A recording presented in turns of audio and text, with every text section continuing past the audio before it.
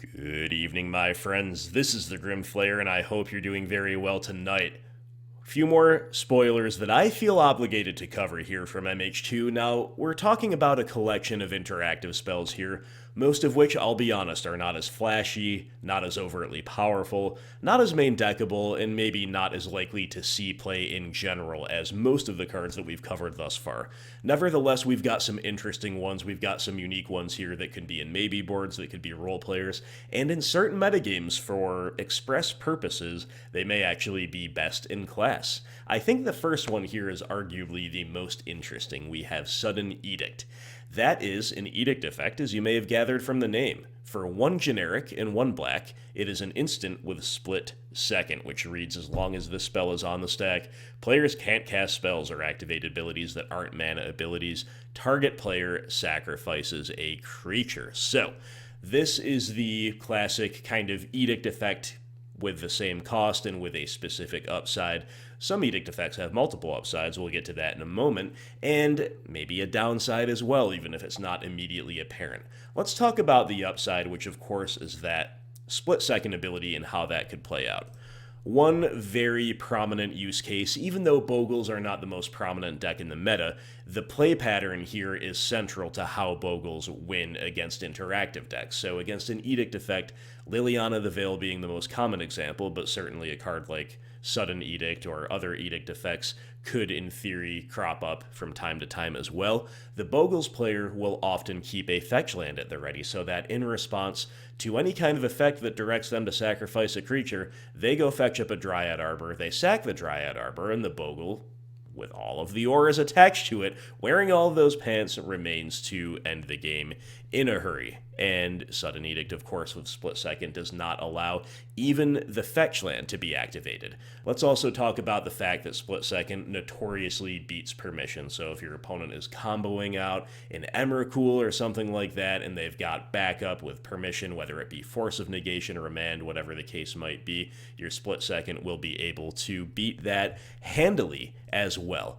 And those are two of the more overt use cases. Like if those decks are in your meta, right? If there's like a Through the Breach deck and a Bogles deck, the Split Second on an Edict effect is actually looking relatively appealing. There are other use cases too, though, and I'll use Walking Ballista as an example of this. It's kind of like wide-ranging enough for you to understand without me having to get too far into the weeds. So in general, Edict effects are good supplementary removal. Often they're not as good as spot removal. Sometimes they're actually better. Often, if you have enough removal to keep up with your opponent's strategy anyway, it's all kind of a wash.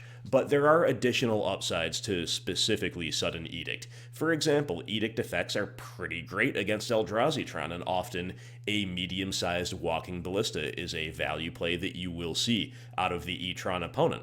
But if you're one-for-oneing their stuff, maybe it's like turn 6 and they've got 6 lands and they just play a 3/3 Ballista and say go, you can beat that with Sudden Edict and they don't even get to take the counters off in response. Sudden Edict is competing against Liliana's Triumph, which is an Edict effect with two particular upsides in Modern. Number one, it does give you true direct 2-for-1 potential if you have a Liliana Planeswalker down. Now, that's really nice. I actually was fortunate enough to have that happen for, I think, the first time on the channel in my recent Rakdos co-play league with the Dogfish, and that was pretty hype. The Edict and the discard were both highly relevant in a matchup against Titan, and that's awesome. That said, if you're resolving an Edict and the Edict is what you need and you have a Liliana already, that might be a little bit win more, but it's still definitely very, very nice. The most important upside, though, is that Liliana's Triumph reads each opponent sacrifices a creature, whereas Sudden Edict, unfortunately, still targets, and the reason that is relevant is that this can get blown out by the usual suspects, my friends. We've got Ley Line of Sanctity first and foremost. You might say, well, this also beats Veil of Summer, and it's true that they cannot respond with Veil of Summer, but in theory, they could lead on Veil of Summer at the beginning of the turn before they power out a combo and all of the rest, right? So the fact that you are targeting still means you are susceptible to Veil of Summer if they know to play around Sudden Edict and if they have the total nut draw.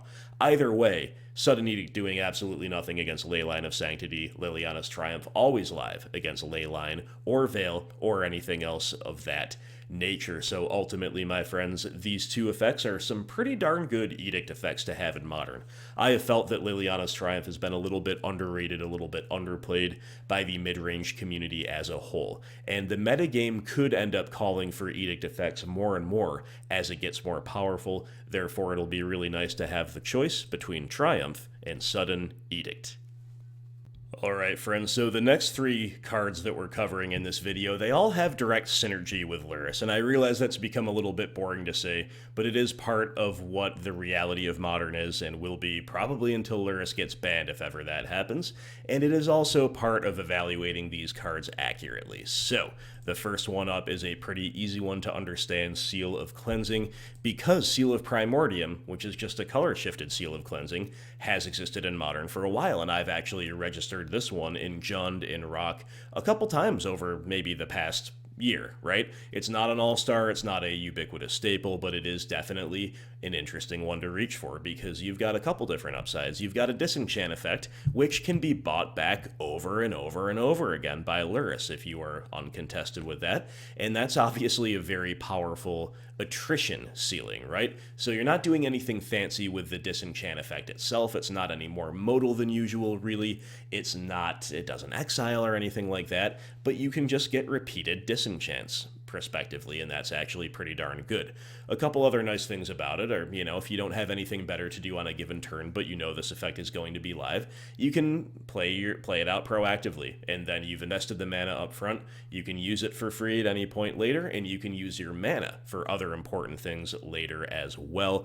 On top of that, if you are on a Tarmogoyf deck, this is an enchantment. It going to the graveyard is going to grow the Goyf with an unusual type, and then of course if you hit an artifact, you're +2/+2 with 2 elusive types. Seal of Cleansing, same exact thing, doesn't necessarily help Tarmogoyf any, because the reason Cleansing is an important printing potentially is because it gives greenless mid-range decks the option to do exactly that. So if you're on a Lurrus deck that is Orzhov, or that is Mardu, or that is otherwise not green and thus does not have access to Seal of Primordium, Seal of Cleansing doing the same type of thing. A very, very cool card as well from Nemesis, I might add. Next up is Soul Snare, and I think this is actually the worst of the cards that we're showing today because it has one important limitation, but it's unique enough and also abusable enough with Lurrus that it might be worth mentioning here for the sake of posterity. Basically, I would have to expect that aggressive decks are popular and that black-based removal has somehow become a lot more of a liability than it currently is in order for Soul Snare to be, especially desirable. But let's look at it anyway. We've got a 1-drop white enchantment. It's got an activated ability. You pay another white, so 2 white mana total, and sack Soul Snare to exile target creature that's attacking you or a planeswalker you control. So obviously, against an aggressive deck, you can exile 1 attacker for 2 mana, and the exile is definitely really, really nice, again, on black-based midrange. That can be very elusive, and of course, buying it back with Lurrus against a deck that needs to turn its creatures sideways as quickly as possible, that can be very oppressive. Here is the problem on midrange. We need to be able to kill creatures no matter what. We need to be able to deal with them even if they dare not turn sideways. We need to kill mana dorks before they can untap. We need to kill static hate pieces on legs if they're locking us out from doing part of our strategy, right? So the fact that it does only exile attacking creatures, that gives it energy like a Condemn, basically, and there's a reason that Condemn is basically a control-only card and also a metagame-only card. So Soul Snare has a couple upsides, a couple downsides relative to Condemn. Ultimately, probably too reactive for us to reach for in all but the strangest of metagames, but if design takes a certain trend, Soul Snare could be something to look out for. Also, the card might actually be getting a little bit underrated or overlooked at the same time, simply because Solitude is doing something similar, but more proactively, much flashier, with more flair, and with a higher ceiling, and people are looking at that, and rightfully so, right? But Soul Snare, I guess, does at least exist. We've got to remember that. Now, the final card here is Flame Blitz for this video, and this is one of the most unique ones that we've covered here today. For 1 red, you get an enchantment that reads, at the beginning of your end step, Flame Blitz deals 5 damage to each planeswalker. It's also got cycling too.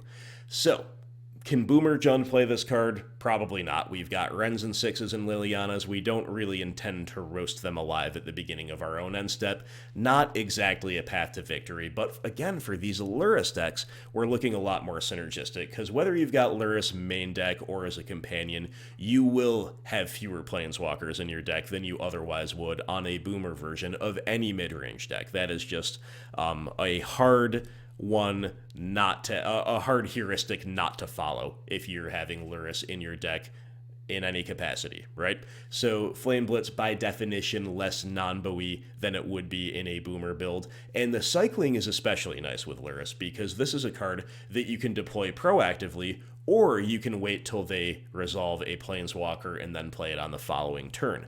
Either way, you do have the option of cycling, so you can cycle early if you don't wish to deploy it proactively, buy it back later with Lurrus. You can obviously buy it back with Lurrus if they destroy it as well. Both of those things are very, very nice. Once again, it's an enchantment. This can grow the Goyf nicely, and the tactical flexibility here is pretty interesting. You can actually get a little bit of an advantage over your opponent potentially, just by being mana efficient. If you know that Planeswalkers are likely to be part of their strategy in any given game, even if you don't have direct hand information, maybe you've got one stray mana floating around on turn 2, turn 3, whatever it's going to be, you can just get this thing down, and then maybe they will either have to play into it, get one activation out of a Planeswalker for value before losing it, or they'll try to hold the Planeswalker in hand, find a more opportune time. So this is actually a really skill-testing card, probably more so than it looks. Of course, the other way to play it is to just hold it in hand,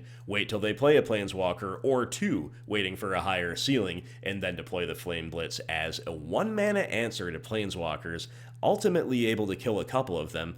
It's really not bad, especially when you consider how you can cycle it away if they don't have Planeswalkers or if you need something else. Now, people were hyped a little bit about the Elder Spell back when it came up. This never really caught on. I do think that Flame Blitz is overall a stronger card because the Elder Spell only has one option, right, for that tactical flexibility that Flame Blitz gives us. Elder Spell, very tactically inflexible. Your opponent has to play a Planeswalker or 2 or 3 out, and then you try to destroy them with the Elder Spell. And that's basically all it does. If you also have Planeswalkers, you then get to put loyalty counters on them. That is the definition of win more, right? You're just not going to have all that line up all that often, whereas Flame Blitz, again, it's got a really high floor because it cycles. It's a really nice fit in Lurrus decks, and you can use it a couple of different ways. So a really interesting card. Also have to mention here that it's probably pretty decent for prowess, potentially, right? Because they don't play any Planeswalkers at all most of the time. This does trigger prowess, and although it opens you even more up to maybe a Blast Zone on one, ultimately it is a pretty clean answer, lets you take care of a Planeswalker or two, even deployed proactively again for those prowess triggers to ward off Planeswalkers or to punish them for playing Planeswalkers, and allowing your creatures to continue attacking the opponent's life total rather than having to deviate for a side quest of killing a Planeswalker. So there you go, my friends. Those are my thoughts on these few cards here. I don't expect any of them to set the world on fire immediately, but they could all very well be highly respected parts of your mid-range toolbox. So let me know if there's anything else you want to say about these 4 spells, and I will talk to you next time. Thank you very much for watching, and I will see you in the comments below.